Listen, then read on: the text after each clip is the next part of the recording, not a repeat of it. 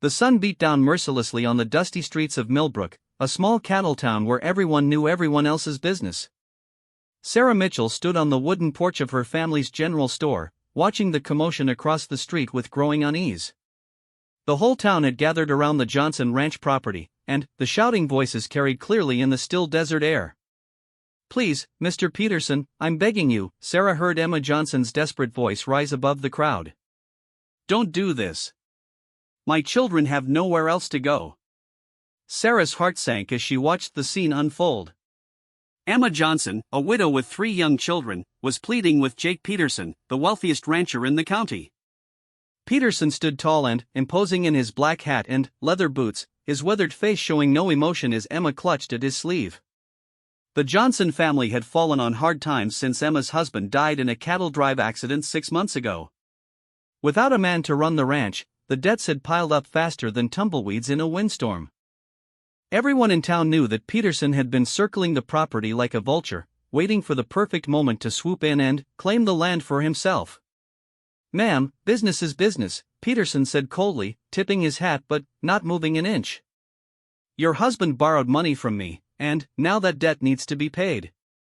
If you can't pay it, then the land becomes mine. It's all legal and proper." Emma's 3 children stood behind their mother, their faces pale and frightened. Little Mary, only 7 years old, was crying silently, while her older brothers, Tom and Billy, tried to look brave despite their fear.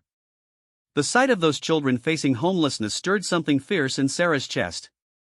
Dr. Williams, the town's elderly physician, stepped forward from the crowd. His white beard trembled with anger as he spoke. "Jake Peterson, you should be ashamed of yourself. Taking advantage of a widow and her children, what would your own dear mother think of such behavior?" Peterson's jaw tightened, but he didn't back down. "My mother would understand that a man's got to protect his business interests. I've got my own family to think about, and sentiment doesn't pay the bills." Reverend Matthew from the local church moved through the crowd, his black coat dusty from the road. "Surely there must be some arrangement we can make, Mr. Peterson. Perhaps the town could help raise the money, or you could extend the deadline." "I've already been more than generous," Peterson replied, pulling out a pocket watch and checking the time. "I gave her 3 extra months to come up with the money. Time's up, and I've got the sheriff's papers right here." He patted his vest pocket with satisfaction. Sarah watched as Sheriff Bradley reluctantly approached the group, his star glinting in the harsh sunlight. Tom Bradley was a good man, but he was bound by the law, and everyone knew it. His face showed the strain of having to enforce something that felt morally wrong. "Emma, I'm real sorry about this," Sheriff Bradley said quietly, his hat in his hands. "But the law is the law. If you can't pay the debt, I have to enforce the foreclosure." The crowd began to murmur angrily. Old Frank from the barbershop spat in the dust and shook his head. "This ain't right, and everyone here knows it. Peterson's got more land than he knows what to do with already." Mary Baker, who ran the town's boarding house, stepped forward with fire in her eyes. "Jake Peterson, you're the greediest man I've ever seen. You've got thousands of acres already, and now you want to take the home away from these babies?" Peterson's face reddened with anger. "I worked hard for everything I have, and I earned it fair and square. Just because I've been successful doesn't mean I owe anybody anything. Business is business, and feelings don't matter when money's on the table." Emma Johnson fell to her knees in the dust, her hands clasped together in prayer-like desperation. "Please, Mr. Peterson, I'm begging you with everything I have. These children are all I have left of their father. Don't take their home away from them. Surely your heart isn't made of stone." The sight of the proud woman on her knees in front of the whole town sent a shock wave through the gathered crowd. Women gasped and men clenched their fists, but Peterson remained unmoved. He looked down at Emma with what might have been the ghost of sympathy, but it passed quickly. "Get up, Mrs. Johnson," he said, though not unkindly. "Begging won't change the facts.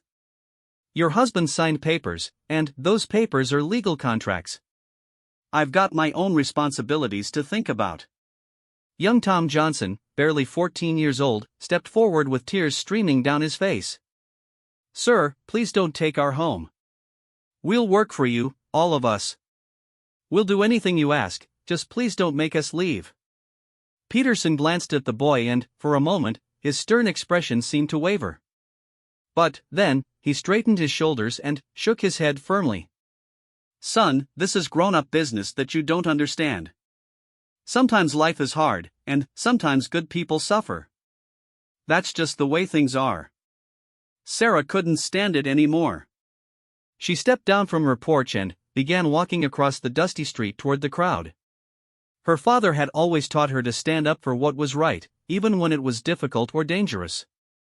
The whole town was watching, but someone needed to speak up for justice. As Sarah approached the group, she could see the determination in Peterson's eyes.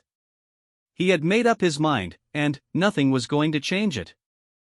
The legal papers were in his pocket, the sheriff was there to enforce them, and, in a matter of minutes, the Johnson family would be homeless.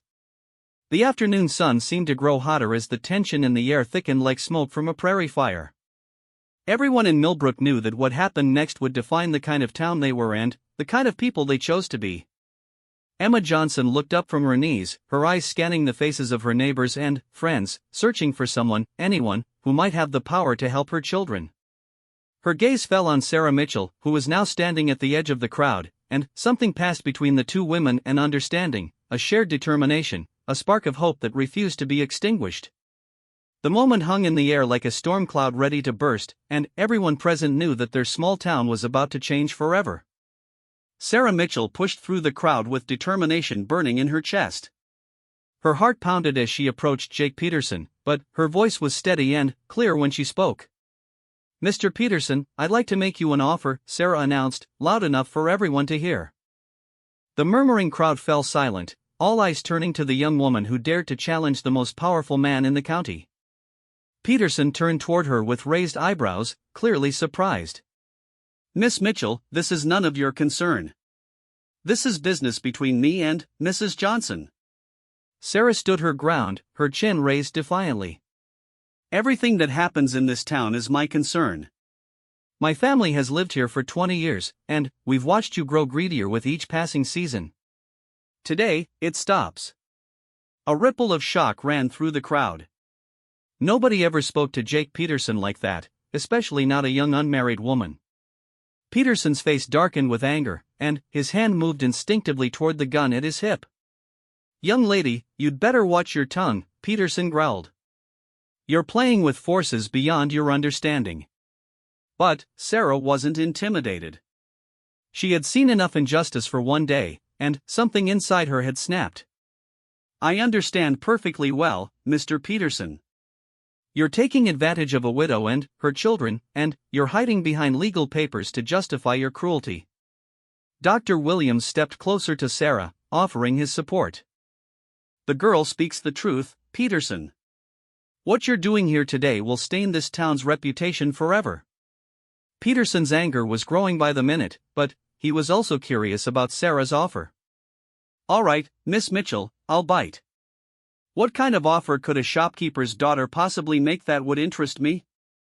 Sarah took a deep breath, knowing that her next words would change everything.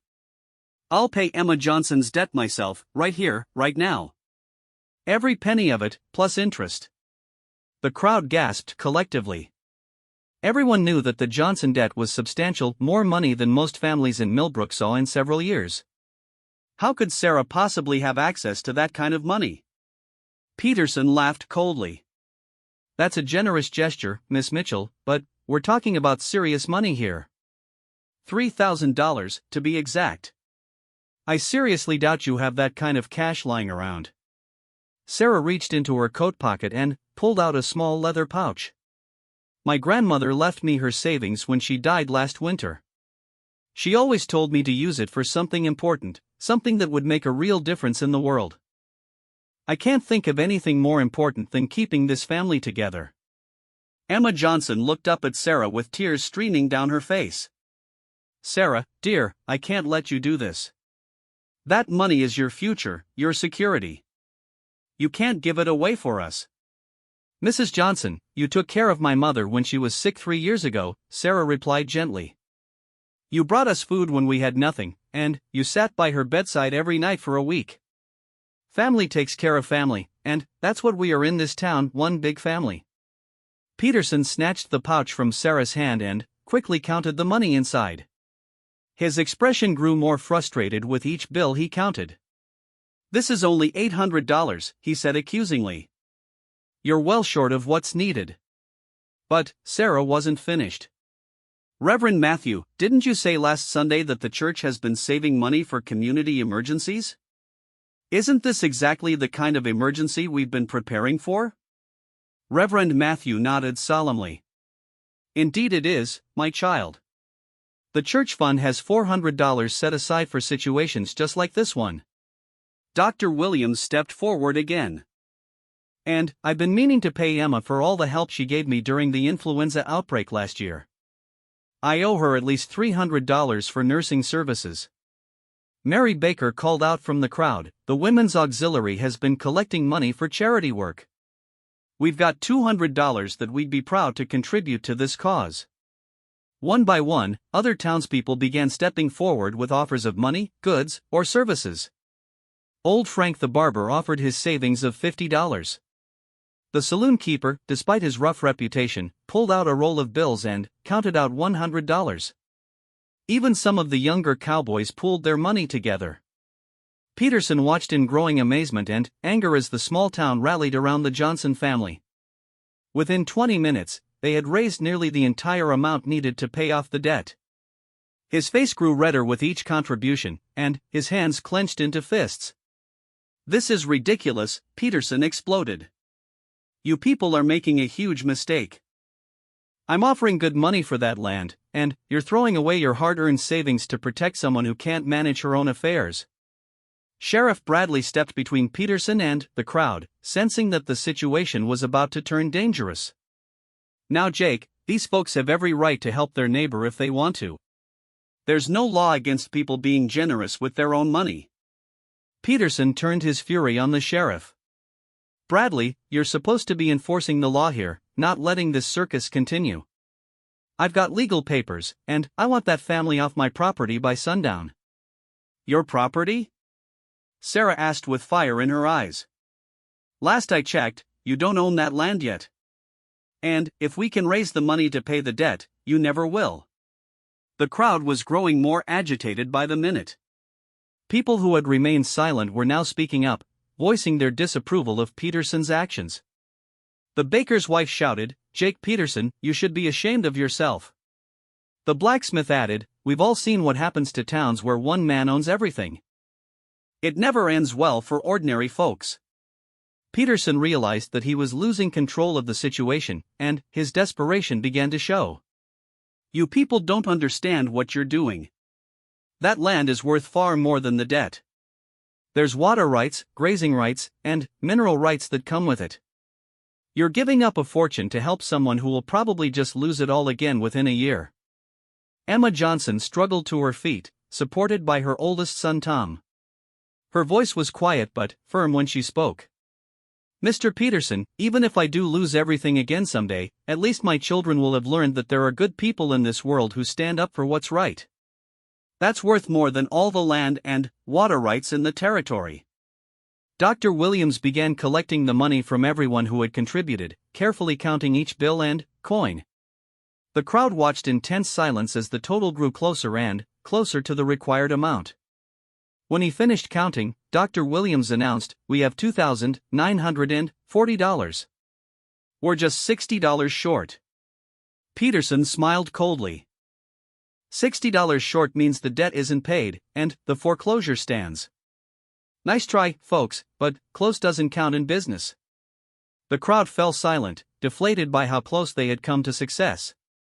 Sarah felt tears welling up in her eyes as she realized that all their efforts might not be enough. Emma Johnson's children moved closer to their mother, sensing that their last hope was slipping away. But then, a voice spoke up from the back of the crowd. "I believe I can help with that $60. Everyone turned to see who had spoken, and were amazed to see Peterson's own son, Michael, stepping forward with money in his hand. Peterson's face went white with shock and anger. "Michael, what do you think you're doing? Get back home this instant." Michael Peterson was a young man of about 25, tall and strong like his father, but with kind eyes and a gentle manner that made him popular throughout the town. He had been watching the proceedings from a distance, and his conscience had finally gotten the better of him. "Pa, I can't stand by and watch this anymore," Michael said quietly. "What you're doing here today is wrong, and everyone knows it. I've got $60 saved up from my work on the ranch, and I want to contribute it to help the Johnson family." The crowd held its breath as father and son faced each other in the dusty street. The tension between them was so thick it could have been cut with a knife. Peterson's hand moved toward his gun again, and, for a terrifying moment, it seemed like he might actually draw it on his own son. "Michael, if you give them that money, you are no son of mine," Peterson said through gritted teeth. "You'll be choosing them over your own family." Michael looked his father in the eye with a sadness that broke Sarah's heart. "Pa, I'm not choosing them over you. I'm choosing right over wrong. There's a difference." Without another word, Michael walked over to Dr. Williams and placed his $60 on top of the pile. The doctor counted the money one more time, then looked up with a huge smile on his face. $3,000 exactly, Dr. Williams announced. "The debt is paid in full." The crowd erupted in cheers and applause, but Peterson's roar of rage drowned out the celebration. "This isn't over," he shouted, his face twisted with fury. "Not by a long shot. You people have made an enemy today, and you're going to regret it." As Peterson stormed away toward his horse, he turned back one more time to look at his son. The pain and disappointment in his eyes were clear to everyone watching. "Michael, don't bother coming home tonight. Or any other night, for that matter." The celebration died down as people realized the cost of their victory. Michael Peterson was now homeless himself, cast out by his own father for standing up for what he believed was right. Sarah felt a mixture of joy and guilt as she watched the young man standing alone, having sacrificed everything to help people he barely knew. The morning after the confrontation, Jake Peterson woke up to find his entire world turned upside down. As he stepped out of his ranch house, he noticed something that made his blood run cold. Not a single ranch hand was in sight. The corrals were empty, the barn was quiet, and there wasn't a soul working anywhere on his vast property. Peterson stormed toward the bunkhouse where his workers lived, his boots thundering across the wooden porch. He threw open the door to find the building completely empty. Every bed was made, every locker was cleaned out, and every man who had worked for him was gone. A single piece of paper lay on the table in the center of the room. With shaking hands, Peterson picked up the note and read it aloud. "Mr. Peterson, we cannot work for a man who would throw a widow and her children out of their home.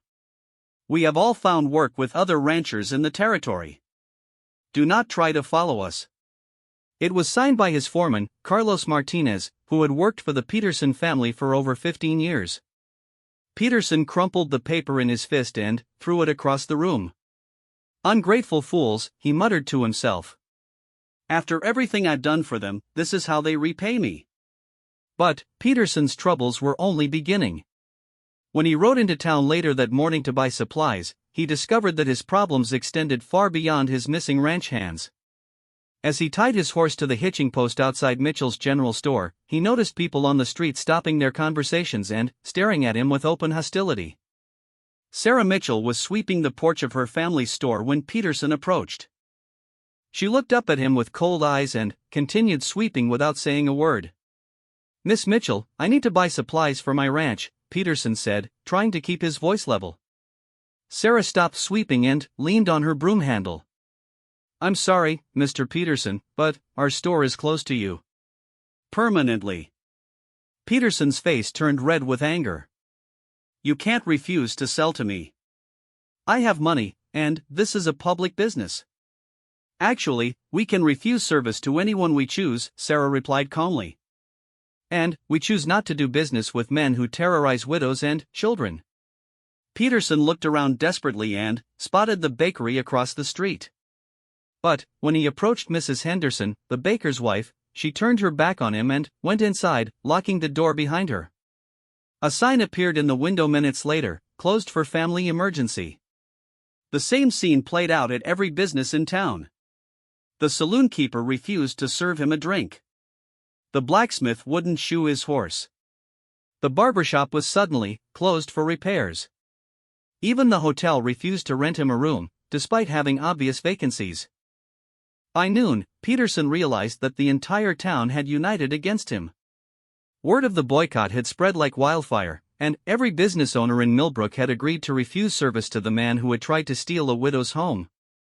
Peterson rode back to his ranch in a fury, but his day was far from over. As he approached his property, he saw a group of men waiting for him near his front gate. His heart sank when he recognized several of the most prominent ranchers from the surrounding area. Jake Peterson called out William Harrison, who owned the second largest spread in the county. "We need to have a word with you." Peterson dismounted and walked toward the group, trying to project confidence he didn't feel. "What can I do for you gentlemen?" Harrison, a distinguished man with silver hair and a stern expression, stepped forward. "Jake, what you tried to do yesterday has shocked every decent person in this territory. We've come here to tell you that your behavior is unacceptable to all of us." "My behavior?" Peterson exploded. "I was conducting legal business according to the law. What I do with my money and my contracts is nobody's business but my own." "Wrong," said Thomas Mackenzie, another respected rancher. "When you attack the weak and defenseless in our community, it becomes everyone's business. We've all agreed that we will not do business with you in any capacity until you make this right." Peterson looked around at the faces of men he had known and worked with for years. These were his peers, his social equals, the only people in the territory whose respect actually mattered to his standing in the community. Now they were looking at him like he was something disgusting they had found on the bottom of their boots. "This is ridiculous," Peterson said desperately. "We're all businessmen here. We all understand that sometimes tough decisions have to be made. You can't tell me that none of you have ever foreclosed on a property." Harrison shook his head sadly. "Jake, there's a difference between business and cruelty. What you tried to do to that widow and her children crossed a line that decent men don't cross. Until you find a way to make amends, you're on your own." The group of ranchers mounted their horses and rode away, leaving Peterson standing alone in front of his empty ranch. For the first time in his adult life, Jake Peterson found himself completely isolated from his community. Meanwhile, in town, the story of Michael Peterson's brave stand was spreading throughout the territory. Word traveled fast in cattle country, carried by cowboys, traveling merchants, and circuit preachers. Within days, people from dozens of miles away had heard about the young man who had defied his powerful father to help a widow and her children. Michael himself was staying at the Johnson Ranch, helping Emma and her children with the daily work of running their small spread. The irony was not lost on anyone. The son of the man who had tried to steal their home was now working to help them keep it. Emma Johnson insisted on paying Michael for his work, despite his protests. "Michael, you've already given up everything to help us," she said as they sat on her front porch watching the sunset. "The least I can do is make sure you have a little money in your pocket." "Mrs. Johnson, I didn't do it for money," Michael replied quietly. "I did it because it was the right thing to do. My father taught me to be strong and independent, but somewhere along the way, he forgot to teach me to be kind." Sarah Mitchell had been visiting the Johnson Ranch daily, bringing supplies and helping with household chores. She found herself drawn to Michael's quiet strength and moral courage. Unlike his father, Michael treated everyone with respect and kindness, regardless of their social status or wealth. One evening, as Sarah and Michael worked together to repair a broken fence, she asked him the question that had been troubling her for days. "Michael, do you regret what you did? Do you miss your home?" Michael paused in his work and looked out over the rolling hills that had been his playground as a child. "I miss the land," he said honestly. "I miss riding those hills and working with the cattle. But I don't miss living with the anger and greed that consumed my father. I'd rather be poor and have a clear conscience than rich and ashamed of how I got my money." Back at the Peterson Ranch, Jake was discovering just how difficult it was to run a large spread without help. The cattle needed constant attention, the fences required regular repairs, and the daily chores that had always been handled by his crew were now his responsibility alone. Within a week, he was exhausted and frustrated beyond belief. But Peterson's pride wouldn't allow him to admit defeat. Instead of apologizing or trying to make amends, he became more bitter and angry with each passing day. He blamed the town, he blamed his son, and he blamed Emma Johnson for causing all his troubles. One night, as Peterson sat alone in his empty house, drinking whiskey and nursing his grievances, he came up with a plan for revenge. If the town wanted to play games with him, he would show them just how dangerous it was to cross Jake Peterson. He still had money, and money could buy him new workers and new allies, people who didn't care about the opinions of a small cattle town. Peterson began writing letters to contacts in other territories, offering premium wages for ranch hands who weren't particular about their employer's reputation. He also reached out to some of the less respectable elements in the territory, men who made their living through intimidation and violence. Within 2 weeks, Peterson had assembled a new crew of workers, but they were very different from the hard-working cowboys who had left him. These men were rough, dangerous, and completely loyal to whoever was paying their wages. They cared nothing about the community or its values, and they treated the local townspeople with open contempt. The atmosphere in Millbrook began to change as Peterson's new men made their presence known. They drank heavily in the saloon, picked fights with local cowboys, and made crude comments to the women in town. The peaceful community that had stood together to help the Johnson family now found itself under siege by men who seemed to have no moral boundaries. Sheriff Bradley found himself dealing with more trouble in 2 weeks than he had seen in the previous 2 years. Fights broke out regularly, property was vandalized, and several young women reported being harassed by Peterson's men. The sheriff tried to maintain order, but he was just one man against a growing army of troublemakers. The townspeople began to realize that their victory in saving the Johnson ranch might have come at a terrible cost. Peterson's revenge was systematic and brutal, designed to make everyone in Millbrook suffer for their defiance of his will. Dr. Williams expressed what many people were thinking when he spoke to Sarah one evening outside her family's store. "I'm afraid we've awakened a sleeping monster," he said wearily. "Peterson isn't the kind of man to accept defeat gracefully. This is only the beginning of our troubles." Sarah looked around at the town she loved, noting the fear in people's eyes and the way they hurried through their daily business without the friendly conversations that had always been a part of life in Millbrook. Peterson's plan was working, he was slowly destroying the community that had dared to stand against him. But Sarah Mitchell was not the kind of woman to give up easily. As she watched Peterson's men swagger through her town like conquering soldiers, she began to formulate a plan of her own.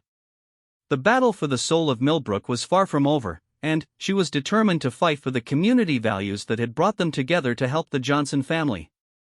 Sarah Mitchell knew that desperate times called for desperate measures.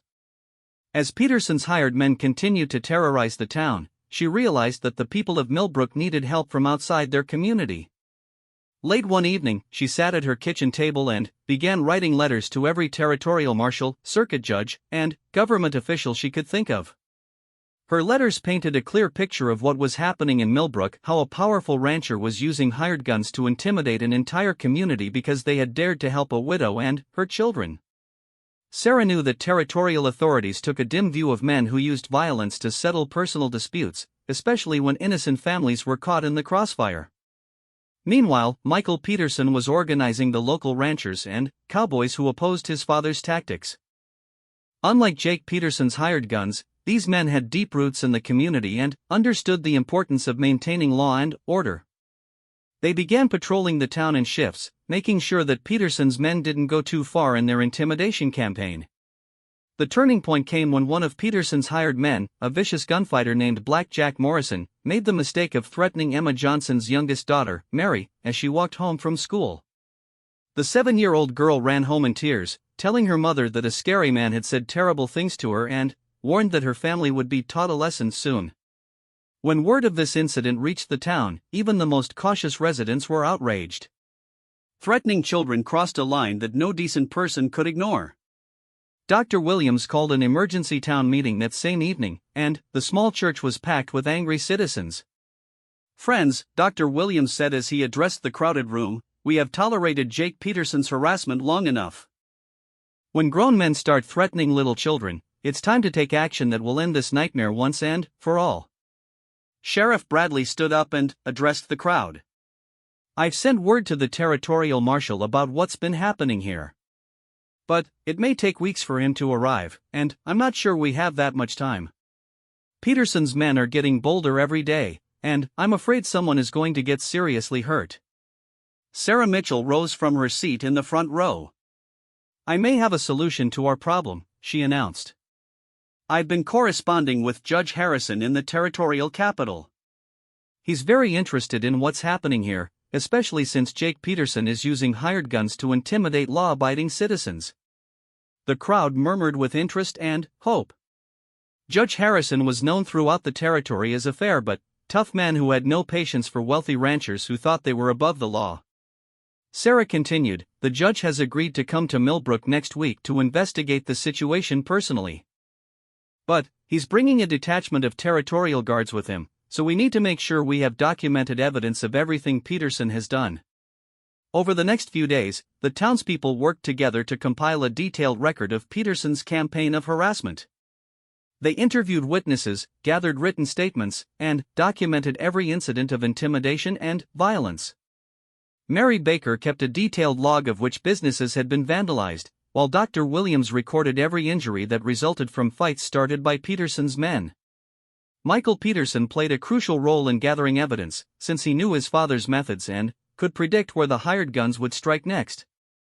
His intimate knowledge of the Peterson ranch also helped him identify which men were legitimate ranch hands and which were hired troublemakers. Jake Peterson, meanwhile, was growing increasingly desperate as he watched his plan for revenge slowly unravel. His hired guns were becoming restless and demanding more money, while the legitimate ranchers in the area continued to shun him completely. Worst of all, word of his conflict with Millbrook was spreading throughout the territory, damaging his reputation in other communities as well. When Peterson learned that a territorial judge was coming to investigate, he knew that his time was running out. Judge Harrison had a reputation for harsh sentences when dealing with men who used violence to solve their problems, and Peterson had made too many enemies to count on any sympathy from the court. In a last desperate attempt to salvage his position, Peterson decided to confront the Johnson family directly. If he could force Emma to sign over her ranch voluntarily, he might be able to claim that their conflict had been resolved peacefully. It was a long shot, but Peterson was running out of options. On a hot Thursday afternoon, Peterson rode to the Johnson ranch with 6 of his most dangerous men. They surrounded the small farmhouse where Emma was hanging laundry with her children playing nearby. The sight of armed men approaching their home sent the children running inside in terror. Emma stood her ground on the front porch, but her face was pale with fear. She knew that Peterson was capable of almost anything when his back was against the wall, and there was no one nearby to help if things turned violent. Mrs. Johnson, Peterson called out as he dismounted from his horse, I think it's time we settled our differences like civilized people. Emma's voice was steady despite her fear. Mr. Peterson, I believe our differences were settled when the town paid off my husband's debt. You have no legal claim to this property. Peterson smiled coldly as his men spread out around the house. Legal claims can be complicated, Mrs. Johnson. Sometimes it's easier to resolve these matters with a simple business agreement. I'm prepared to offer you $500 for your ranch, right here and right now. My ranch is not for sale at any price, Emma replied firmly. And I think you should leave my property immediately. Peterson's patience finally snapped completely. You ungrateful woman. I tried to be reasonable, but you and this whole town have pushed me too far. My men and I are going to make sure you understand what happens to people who cross Jake Peterson. But, as Peterson gestured for his men to advance, a voice called out from behind them. I wouldn't do that if I were you. Peterson spun around to see Michael approaching the house with a dozen armed men, local ranchers and cowboys who had been waiting nearby in case Peterson tried something desperate. Among them were Sheriff Bradley, Dr. Williams, and several of the most respected men in the territory. Michael, Peterson snarled, his hand moving toward his gun. I should have known you'd be behind this. Michael stepped forward calmly, his own weapon ready but not drawn. Pa, it's over. Judge Harrison arrived in town this morning with 20 territorial guards. They're waiting for you in Millbrook right now, and they have warrants for your arrest and the arrest of every man you've hired. Peterson looked around desperately, but he was outnumbered and surrounded. His hired guns were tough men, but they weren't stupid enough to fight territorial guards. One by one, they began laying down their weapons and raising their hands. "You can come peacefully," Michael continued, his voice heavy with sadness, "or you can resist and make things worse for yourself. But either way, this ends today." For a long moment, father and son stared at each other across the dusty yard. Peterson's face showed a mixture of rage, defeat, and something that might have been regret. Finally, he slowly unbuckled his gun belt and let it fall to the ground. "You think you've won," Peterson said bitterly, "but you don't understand what you've done. Without strong men like me, this territory will fall apart. Weak people like these will never build anything lasting." Michael shook his head sadly. "Pa, strength isn't about taking from people who can't fight back. Real strength is about protecting those who need help, even when it costs you something." Sheriff Bradley stepped forward and placed Peterson under arrest, along with the 6 men who had accompanied him. As they were led away toward town, Peterson turned back one more time to look at his son. "Michael, you've chosen your side," Peterson said. "But don't expect the world to reward you for your nobility. Good intentions don't pay the bills or put food on the table." "Maybe not," Michael replied, "but they let a man sleep peacefully at night." The trial that followed was swift and decisive. Judge Harrison listened to dozens of witnesses describe Peterson's campaign of intimidation and harassment. The evidence was overwhelming, and Peterson's hired guns quickly agreed to testify against him in exchange for lighter sentences. Judge Harrison's verdict was harsh but fair. Jake Peterson was sentenced to 5 years in territorial prison for criminal intimidation, harassment, and conspiracy to commit violence. His ranch was seized to pay damages to the businesses and families he had harmed, and he was banned from returning to the territory upon his release. The hired guns were given shorter sentences and were ordered to leave the territory immediately upon their release. Judge Harrison made it clear that any of them who returned to cause trouble would face much harsher punishment. As Peterson was led away to begin his prison sentence, he looked once more at the town that had defeated him. The people of Millbrook watched silently as the man who had tried to destroy their community was taken away to face justice. Emma Johnson stood with her children on the main street, tears streaming down her face, not tears of sadness, but tears of relief and gratitude. Her home was safe, her children were protected, and the nightmare was finally over. Sarah Mitchell stood beside Michael Peterson, her hand on his shoulder as he watched his father disappear into the distance. She knew that Michael was grieving for the man his father might have been, and she respected his pain even as she celebrated their victory. In the months that followed, life in Millbrook slowly returned to normal. The businesses reopened their doors, children played safely in the streets, and neighbors once again stopped to chat with each other without fear. Michael Peterson used his inheritance from his grandmother to buy a small ranch near the Johnson property, where he raised cattle and horses with honesty and integrity.